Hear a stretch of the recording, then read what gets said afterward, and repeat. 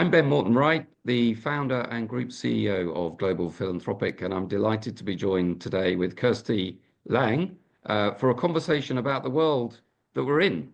Uh, I'm sure everyone's noticed that there's been a fair amount of trauma in the world in the last few months, and for philanthropy, we're looking at how do we respond?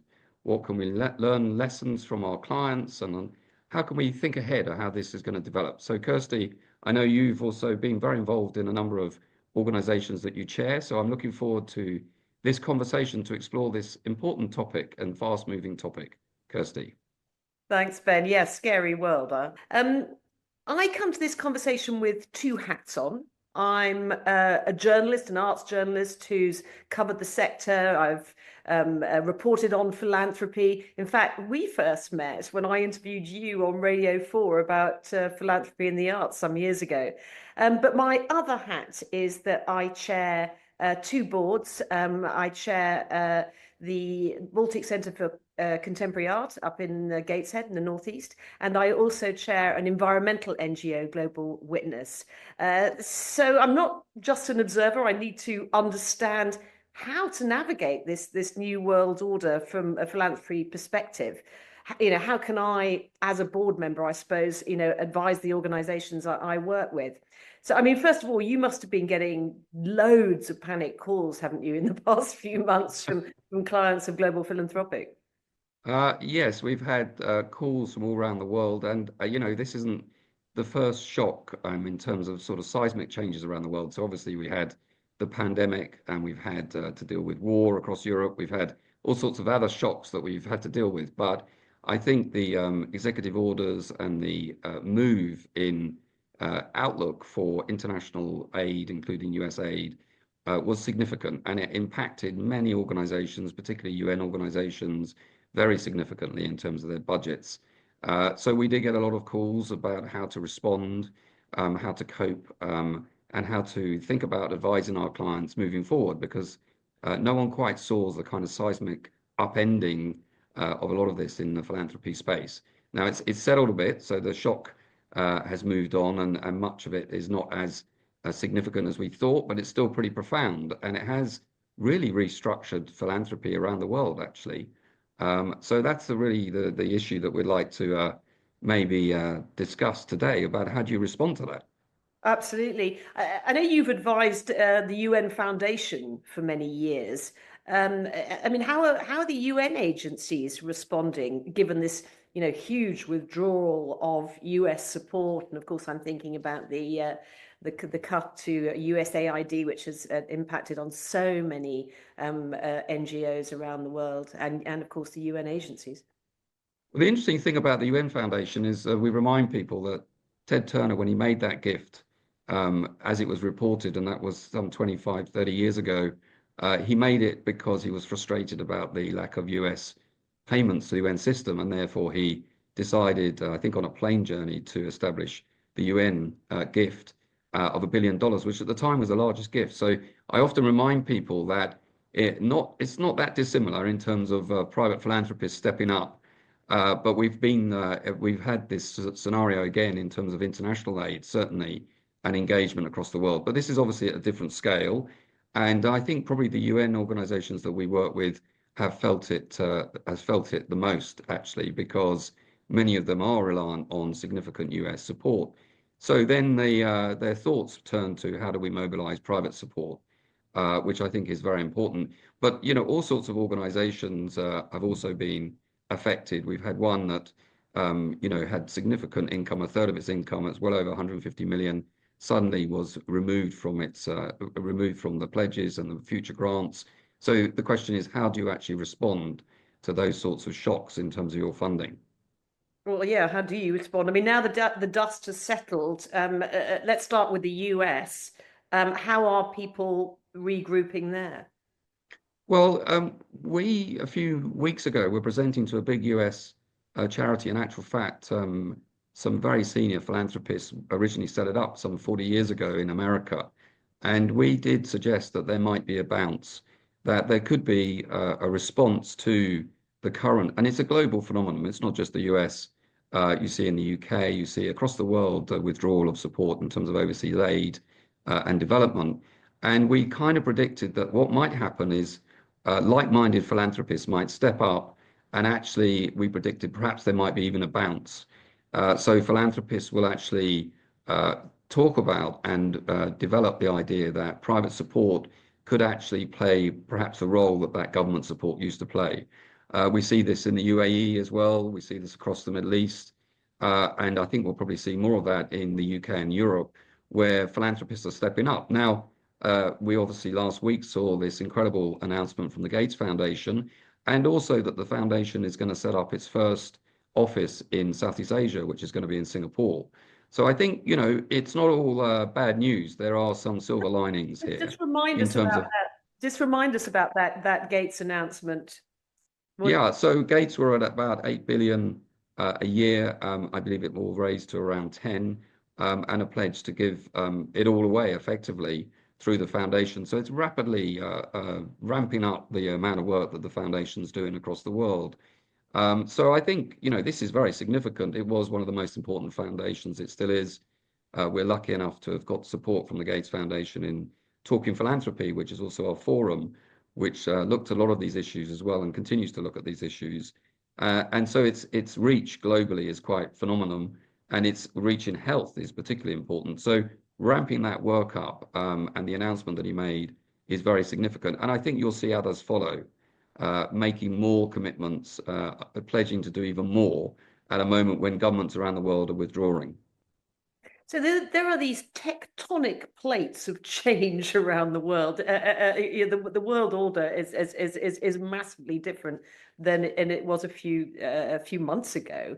I know that the Global Philanthropic also operates out in the Far East, in Hong Kong, where you held your conference last autumn, Talking Philanthropy, and of course in the Middle East. How are other parts of the world responding to the withdrawal of the United States?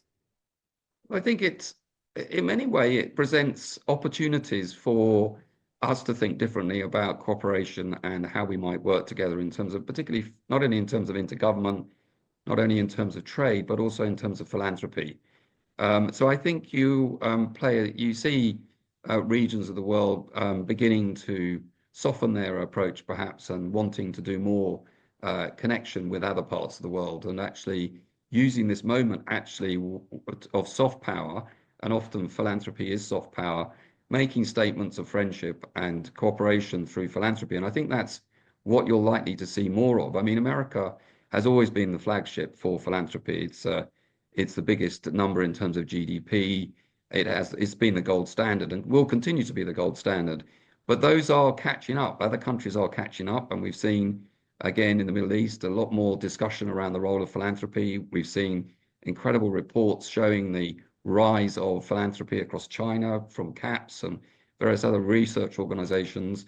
And we've seen philanthropy rise around the world as wealth arises around the world. So it does present a realignment, I think, of how we might see philanthropy in other parts of the world, not just from the US outward to international organizations. So it is seismic, it is significant, and these changes are not to be underestimated. But I think the upside could be a bounce. The upside could be new collaborations in philanthropic networks, and we may see even a rise in giving in those networks alongside the US in certain sectors to compensate for the withdrawal of governments from important aid issues. You seem to be saying that in areas of the world where there wasn't a culture of philanthropy, we are now seeing it growing, and that was before these seismic changes in the United States. So have these changes, if you like, turbocharged that, in your opinion? So, I mean, we were already seeing the growth of philanthropy, let's say, out of China, but this has speeded it up. I think it has, and I think the data, it did slow obviously in COVID, and it realigned around health, but the data shows a continuing growing philanthropic engagement, particularly in Asia and across Southeast Asia.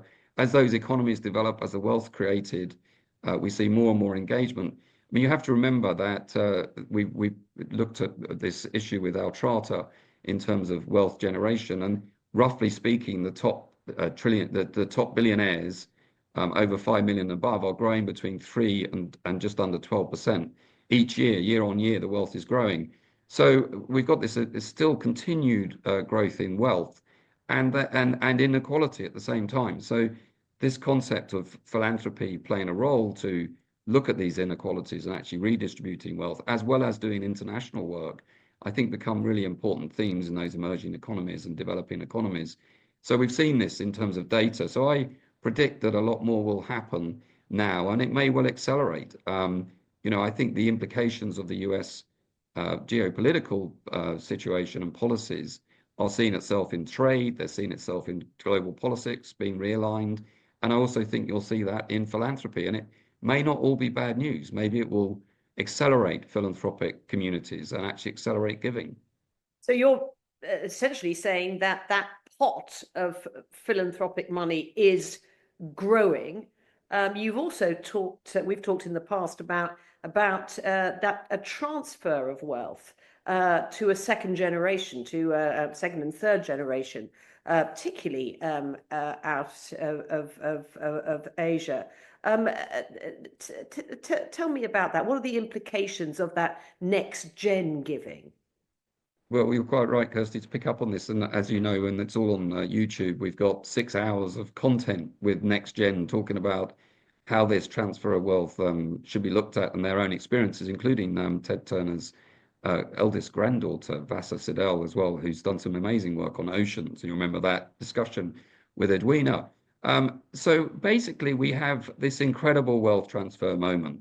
And as I keep saying to many of our clients, you've got to remember the wealth is still there. We've not had the 1930s style crash where all the wealth has disappeared. In actual fact, it's building, and actually the markets have rebounded now from the initial trade shock that we saw. So generally speaking, wealth continues to rise. And that transfer is the other thing that's a fact, because people are not going to live forever. Generations will have to have those discussions. And if you look at the Altrata research that we did, and we did some joint papers on this in terms of environment, but the research that they published last year talked about 1.2 million having worth 5 million or more, passing on 31 trillion US dollars by 2033.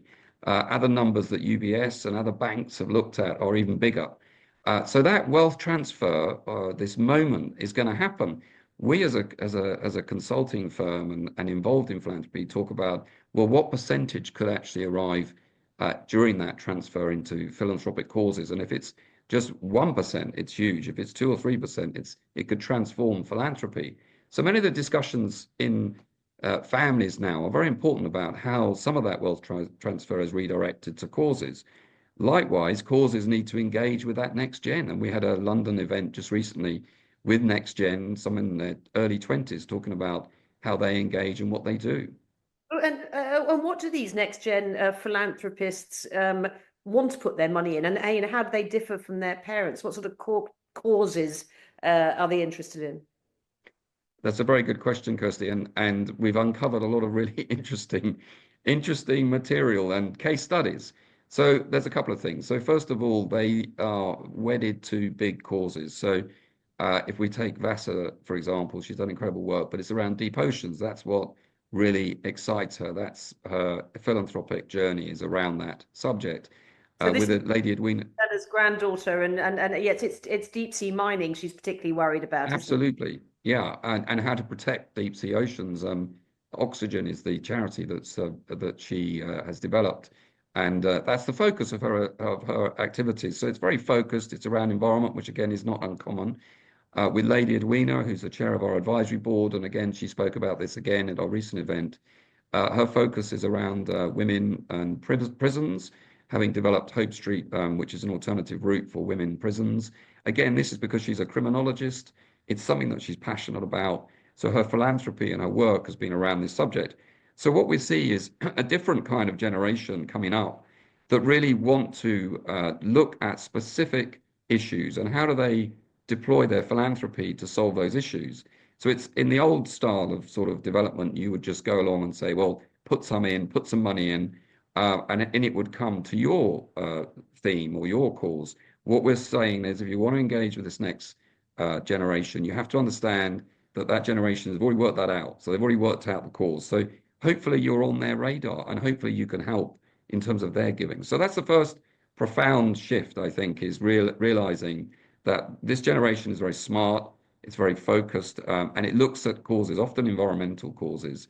So you have to link in with that rather than kind of force them into your subject area. So that's one big area. The other big area that we've talked a lot about is just the digital revolution. So, it states the obvious in all our communications. If you're doing it through telephones, you're not ever going to talk to the next gen. If you're doing it through direct mail, forget about it. It's never going to get opened.